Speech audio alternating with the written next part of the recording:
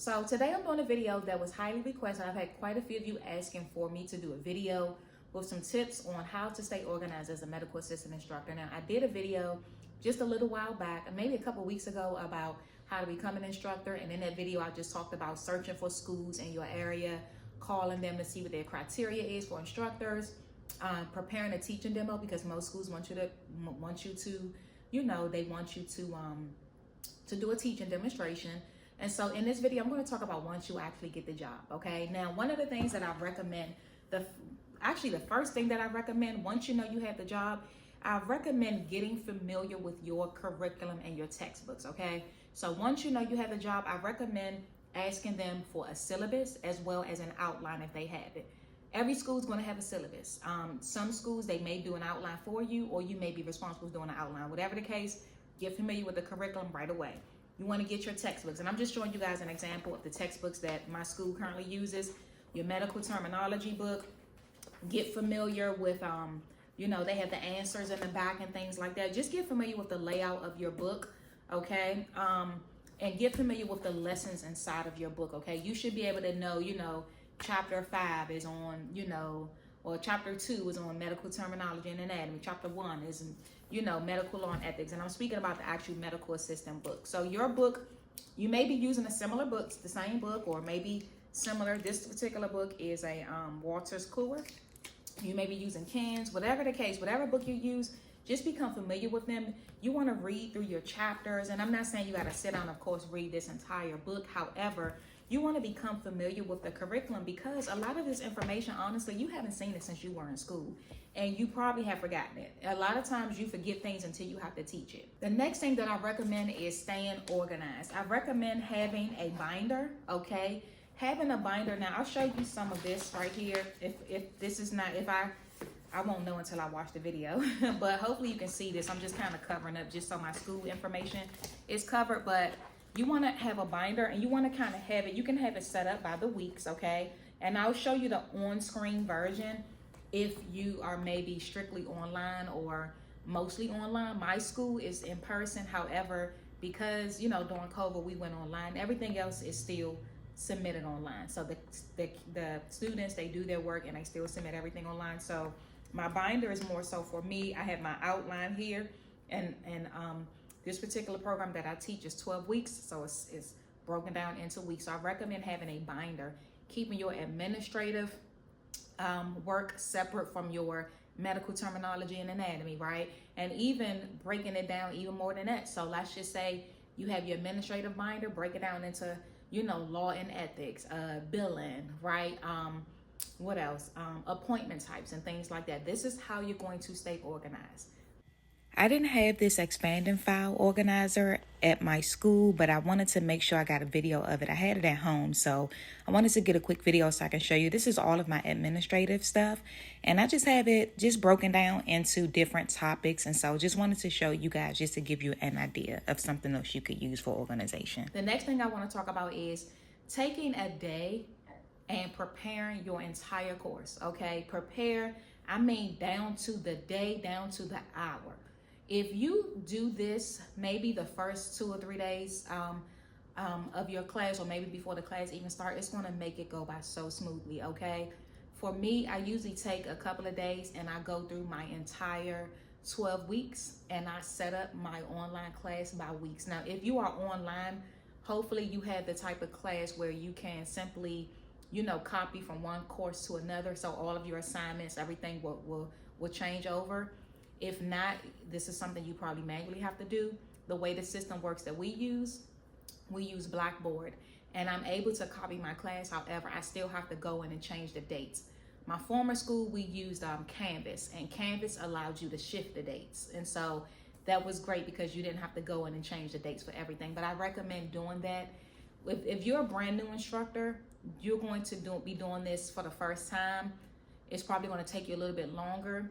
And then as you, teach your classes, you're going to, realize a flow, and you're going to find yourself, changing some stuff up. But for the most part, you're going to find yourself kind of doing the same thing over and over. So if you can copy and paste your class, that'll be perfect. But like I said, starting out, you are going to be doing it for the first time. But it's going to be so much better because it's hard when you're trying to figure out, okay, what am I going to do today? You want to already have a plan. And that's going to take me to the next tip. I recommend breaking your days down. Now, your school may already do this automatically where you have lecture days and lab days. If you have autonomy, like you can choose how you do things, I recommend doing that, having lab days and lecture days, or maybe you do both every day, but then maybe in the mornings you'll do lecture and in the afternoons you'll do lab. The reason why I recommend alternating the days, because at least that'll let your students know which days they don't have to bring their textbook, because these books are heavy, and they actually have, students, they get a hard book, they get a workbook, medical terminology, some students may even have even more than that. So I do recommend having different days. Like, so your lab days, they know they don't need to bring their book in, okay? One thing I do want to stress is that make sure your students have an overstanding of medical terminology and anatomy, okay? Medical terminology and anatomy, this is going to be their foundation. And one thing I realized is that, so I get students, the way my program is set up, the students, they take medical office and terminology for 12 weeks. They have that program, they get certified, the CMAA certification, and then they come to the clinical side where they take the CCMA, and now this is where they're learning, everything they didn't learn over there, everything on the clinical side, the hands-on and all of that. And one thing I realized is that if students did not get well prepared in medical terminology and anatomy, they don't do well when they get to this side. It is going to be imperative that your students have an overstanding. So I recommend, and I may be doing a different video on this, just going into more detail on creative ways to teach medical terminology and anatomy, but you want to make sure they have an overstanding of it. And you can even give them projects, and I was going to make that a tip anyway, was to give them projects to do and have them present it. So you can assign each student a body system. Now, depending on how many students you have,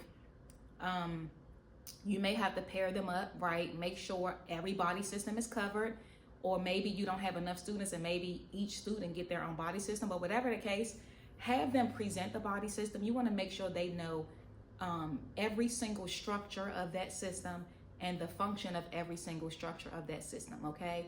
And they're gonna, you're gonna assign the project, give them however long you need to give them, a couple weeks or whatever, and they're going to present it, okay? And what you're looking for when they present it, you wanna make sure that they actually have an understanding of that body system, because if you can teach something, you know it.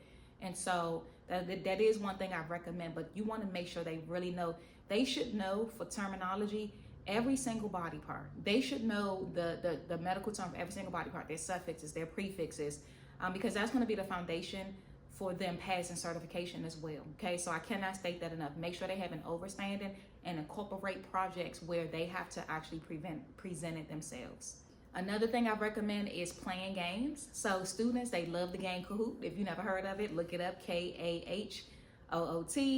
Kahoot is a fun game. It's fun, it's engaging. They're learning. So I have my students, they have a pen and paper. Anytime they play a game, they have a pen and paper out and they're taking notes as they go through. So anything you get wrong, you need to make sure you add it to your notes, okay? And then also, you want to, just give them some extra points. So they'll give you like a first, second, and third place winner. So you can maybe assign extra credit points, or maybe you have some type of prize for them to win.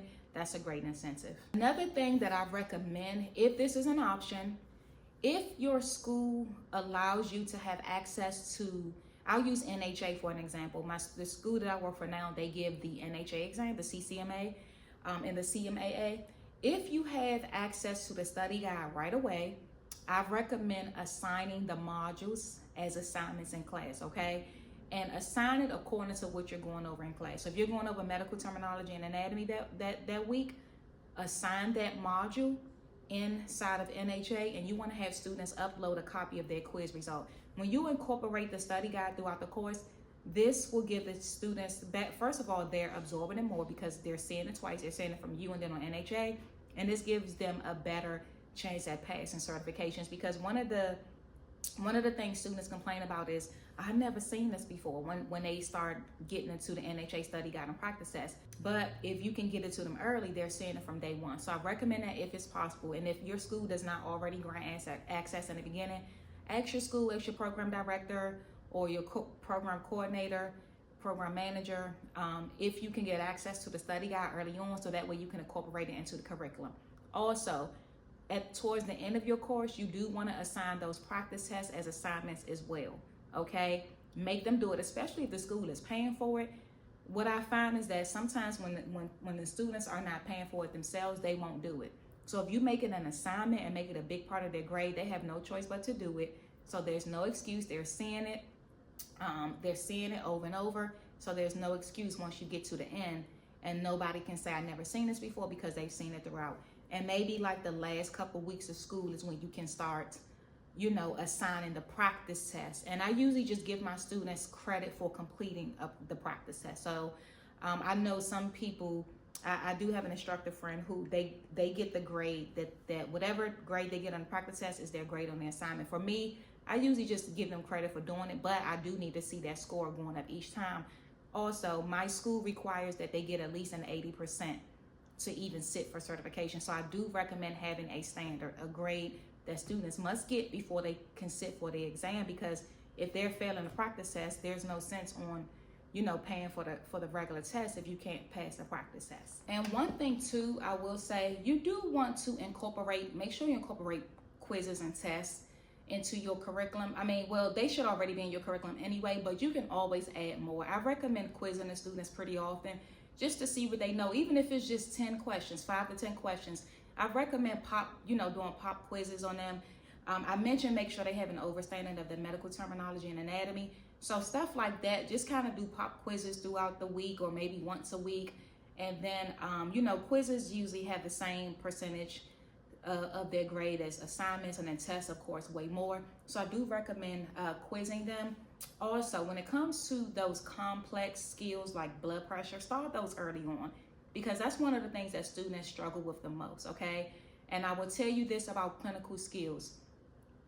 Don't feel pressure to have students perfect everything while they're in class. They need to be proficient enough to pass, and that you feel comfortable referring them to an employer. If you want to think about, would I let this student work on me? Of course, they need to be proficient enough to pass the class, but remember your own experience.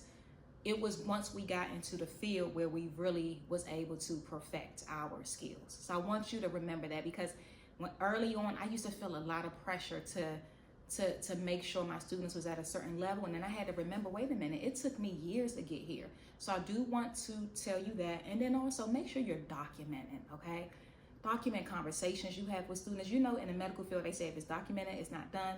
Same thing with students. Any issues that you have, you want to document conversations, because if anything happens, you've already documented, you've already sent it to your program manager, program coordinator. You want to make sure you do what you got to do. Make sure you do your part, okay? And just remember, I did another video on this before, but I just want to remind you that, I'll actually do another video on just having compassion and empathy for your students, but then not being taken advantage of and not taking your work home too much. So I'll do another video on that. And the last thing that I want to do is just remind you guys that I do have an online study guide. It's an MA refresher course at www.marefreshercourse.com. The purpose of it is to help students pass certification. I have 12 modules. In each module, I'm teaching a lesson, and I have a quiz after each module, and then there's multiple practice tests as well. So I literally use the testing plans from the CCMA, the RMA, the CMA to create that study guide. So it's literally preparing them for the test, okay? So a couple different ways. If your school is willing, I do work with different schools who buy access codes, so you can see if your school is willing to do that, or if you want to just refer it to your students, even if you want to become an affiliate, and especially if you're working somewhere where the school is not paying for anything and the students have to pay for things themselves, you may want to consider maybe being an affiliate. I do have instructors like that who refer their students. They're an affiliate, so they get a commission. So if you want to do that and your school allows it, definitely want to make sure they allow it. That's also an option as well. So if I think of anything else, and I will do more, I actually want to talk a little bit more about, like I said, the empathy and compassion, but also protecting yourself as well. So hopefully this video was helpful. Let me know in the comments if you're a teacher, how long you've been teaching, or if you're a new instructor, you're just getting started, or if this made you want to become an instructor. Thank you for visiting my channel. Be blessed.